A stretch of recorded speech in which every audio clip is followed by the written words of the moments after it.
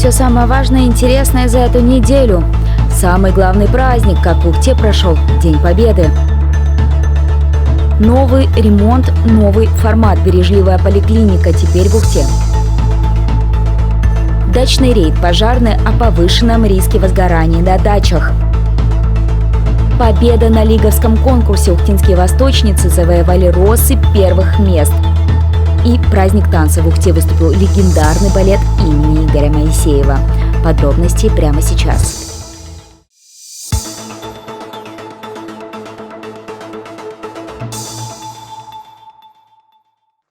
9 мая в Ухте в этот раз, как и в прошлый, прошло без официально организованных массовых мероприятий на улице. Не было ежегодного парада на Первомайской площади, но, несмотря на это, к 11 часам у Вечного огня, главного символа как победы в Великой Отечественной войне, так и вечной памяти погибших, собрался стихийный митинг. На возложении цветов были и горожане, и руководство города. Но этот праздник, который отмечает вся наша страна, потому что нет ни одной семьи, которой не коснулась бы эта война. Вот сегодня у нас в городе их осталось всего 17 человек. Десятки, сотни, тысяч человек до этого не дожили, конечно. Низкий поклон за то, что они нам подарили победу. И от имени всех наших горожан хочу низко поклониться им за это. А всех нас поздравляю с этим праздником.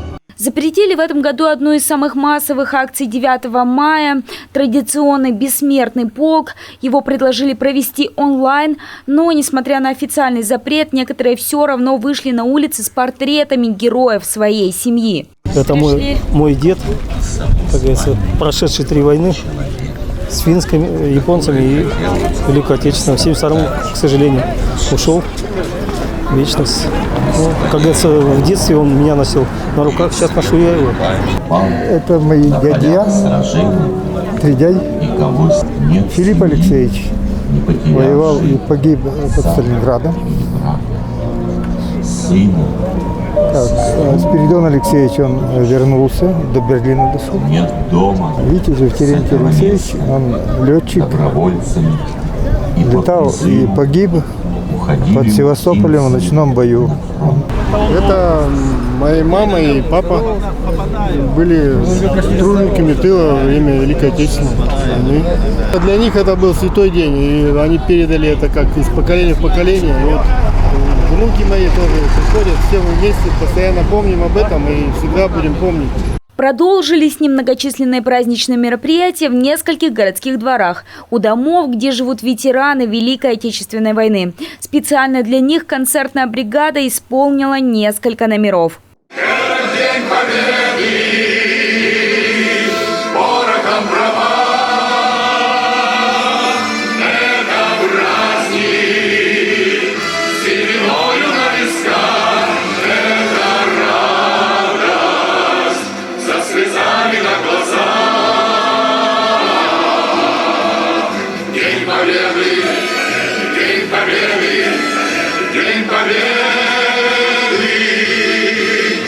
Ну, конечно, этот небольшой концерт стал подарком и для всех живущих по соседству с ветеранами.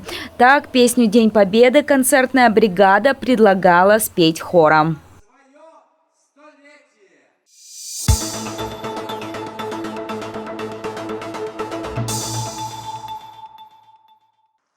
В Ухте в преддверии Дня Победы презентовали бережливую поликлинику. На новый формат работы перешло второе отделение городской поликлиники.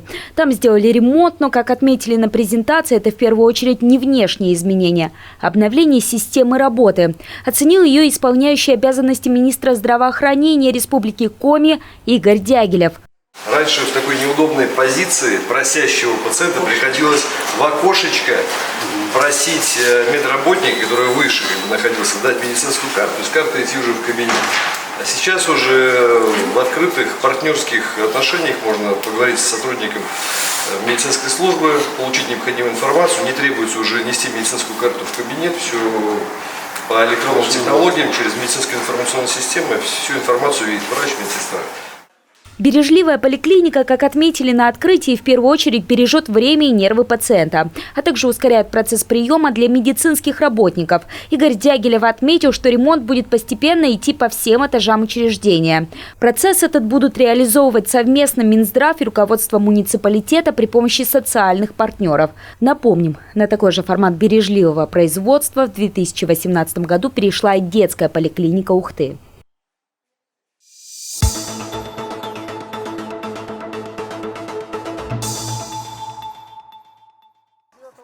В Ухте введен особый противопожарный режим. После установившихся высоких температур риски возгораний выросли особенно на дачных массивах. Из-за обилия деревянных построек, а также привычки дачников сжечь на приусадебных участках мусор и сухую траву. Об особом внимании к безопасному обращению с огнем местным дачникам напоминают инспекторы пожарного надзора, проводя систематические профилактические рейды. С 1 мая 2021 года на территории МОГО Ухта введен особый противопожарный режим, который немного нас ограничивает в правах, а именно он запрещает сжигание сухой травы, мусора, проведение пожароопасных работ, разведение костров, ограничивает наше посещение в лесу. Именно об этом напоминают владельцам приусадебных участков пожарные. Прямо во время рейда одна из дачниц рассказывает о том, что не все соблюдают противопожарные правила. Из-за этого горят деревянные дома не только в жару, но и в межсезонье. Осенью на Вторых Воднинских сгорел дом. Соседи говорят, все от отсутствия порядка и попустительского отношения к мерам безопасности. Вот какая захламленность. А что в хате было у них? И дрова до потолка. На лето столько занести там дров. Сколько говорила. Сложите вы на улице. Ну, печку топишь, занеси, растопишь. Нет. Нет, на своем и все. И вот. А в такой жаркий май риски возгорают кратно, что и констатируют пожарные. Основная причина возгораний частных деревянных построек – пал сухой травы. Печальные примеры уже есть. Как, допустим, 9 мая в результате пала сухой травы было уничтожено сразу за раз 8 хозяйственных построек. Убедительно просим жителей нашего города о том, чтобы прекратили сжигать мусор, сухую траву, а также провели беседу со своими детьми. Всего же с начала года в муниципалитете зарегистрировано 53 пожара. Это уже на 3 больше, чем за аналогичный период прошлого года. В статистике возгораний есть и один лесной пожар, а также несколько возгораний на полях с сухой травой.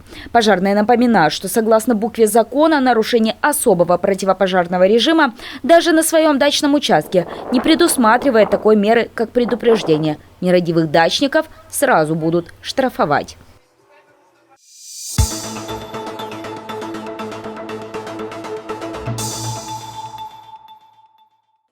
Ухтинский танцевальный коллектив «Джухана» совсем недавно вернулся из Москвы. С собой девушки-восточницы привезли целую сокровищницу.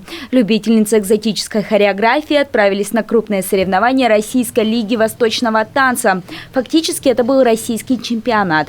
Поехали, чтобы воочию увидеть лучших мастеров своего дела. Особо ни на что не рассчитывали, делится руководитель группы. Но девушки поразили жюри своими способностями. В первый день, когда мы уходили на мастер-классы, что уже мы не рассчитывали на какие места, уже ничего не нужно было, просто вот эти слова, которые нам говорили, уже было приятно. А второй конкурсный день у нас проходил, и когда на награждение мы пришли, и мы стоим, вот так вот за руки держимся, и там объявляют с последнего места, то есть не тройку призеров, а с последнего места. И когда ты думаешь, что вот хоть бы не 9-е, 9-е не ты, 8-е не ты, и когда объявляют первое место студия восточного танца «Джухана» Ухта, это такой кайф, это такие эмоции. Эти слова от жюри конкурса ухтинки услышали целых 11 раз. При этом Джухана постаралась на славу. Девушки поехали на конкурс с 17 номерами. Как групповыми таких было 4, так парными и сольными. Итог – 11 первых мест, а также 2 серебра и бронза. Такого танцовщицы из маленького северного города, конечно, не ожидали. Но готовились усердно. Ежедневные тренировки, которые порой длились по 6 часов, дали такой результат. Ехали, да, вот мы думали, что будет сложно. Но когда мы туда приехали, такая атмосфера дружная, как будто мы все знаем друг друга 1000 лет. Очень большая поддержка из зала шла, были аплодисменты, хотя, ну, я говорю, действительно, мы маленький город, и мы ни разу не выезжали на такие чемпионаты. И очень приятно то, что после номеров подходили и говорили: а вы откуда, а что за коллектив, а почему мы вас раньше не видели, у вас такие постановки, там, вы заряжаете энергией, спасибо большое. И сейчас не прекращаются. Коллектив так понравился и зрителям, и другим участникам, что комплименты приходят и теперь. Сквозь тысячи километров ими восторгаются уже, правда, не воочию, а в сети. Алина Капаница говорит, что планировала отправиться со старшей группой всего-то на разведку. Но теперь в планах поехать на следующий чемпионат и с младшими подопечными. На таланты восточниц могут посмотреть и горожане. 6 июня Джухана дает отчетный концерт в городском дворце культуры.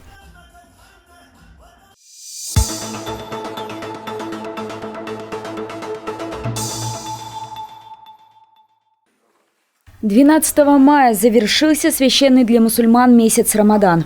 В течение него верующие соблюдали строгий пост, после которого начался праздник окончания поста. Мусульмане Ухты в честь даты собрались для общей молитвы в духовном культурном центре. С праздником всех причастных поздравил Ашурагаев, председатель местных азербайджанской и мусульманской общин. Община Ахли-Бейт, поздравляю вас с праздником Рамадана.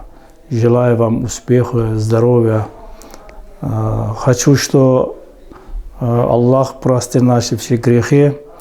И дай Бог, что на следующий Рамадана у нас у всех было хорошее настроение, хорошая жизнь.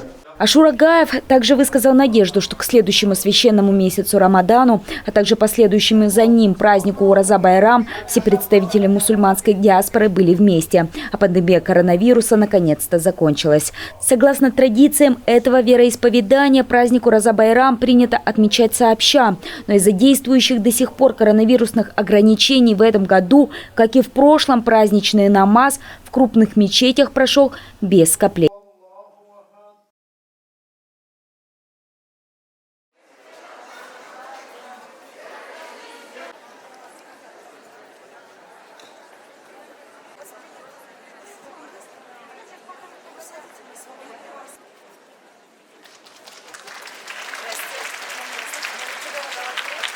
Впервые в канун своего 85-летия легендарный государственный академический ансамбль народного танца имени Игоря Моисеева